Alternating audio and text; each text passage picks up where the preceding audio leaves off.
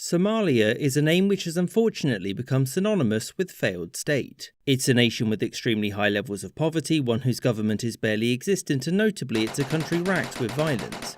But how did this come to be? Why did Somalia fail? So, as of 1945, Somalia, like most of Africa, was under European control. It was divided into two areas, British Somaliland in the north and Somalia to the south and east. This was also run by Britain at this point, who had taken it from Italy in the Second World War. Now, Britain's first instinct was to ask the brand new UN, maybe we could keep it, but the Somali people were pretty sick of Europeans and the UN said no. And thus, it was run by the British, who allowed for the establishment of political parties, and under orders from the UN it was passed back to Italy in 1950, on the sole condition that they give it independence within 10 years. And in 1960, both the British and Italian Somalilands were given independence, and very soon afterwards they united into the Somali Republic. At first, the Republic functioned well. The people of Somalia had free elections, freedom of speech, and the economy was growing. However, there were two major issues which plagued the Somali Republic. The first was that politics was dominated by the deeply entrenched clan system and as a result became fairly partisan. And the second was the idea of Greater Somalia.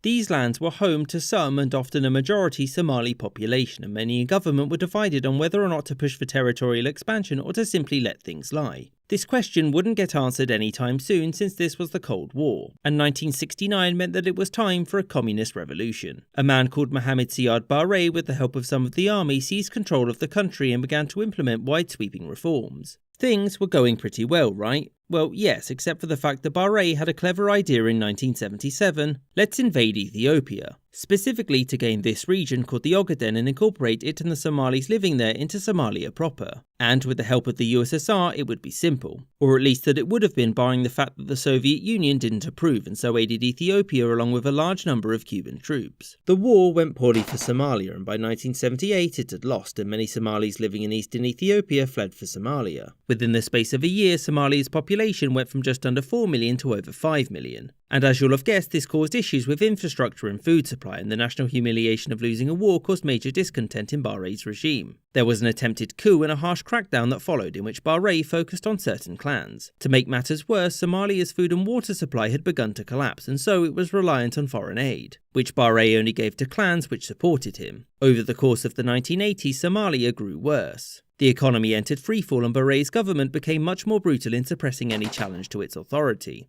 This led to growing armed resistance by the sidelined clans, and by 1990, civil war. Most of Somalia fell to the rebels pretty quickly, and by 1991 Barre had fled the country, never to return, and also northern lands here declared independence as the Republic of Somaliland. And whilst many clans had put aside their differences to oust Barre, now that he was gone there was nothing keeping them together, and so, civil war. Again. Or still. As you all know, things didn't get much better after this. American and UN intervention did nothing to help, and Somalia's state only got worse. Law and order had completely broken down, meaning jobs that provided food were no longer safe and meant controlling aid was the quickest route to power, meaning that Somalia was never given the opportunity to get back on its feet.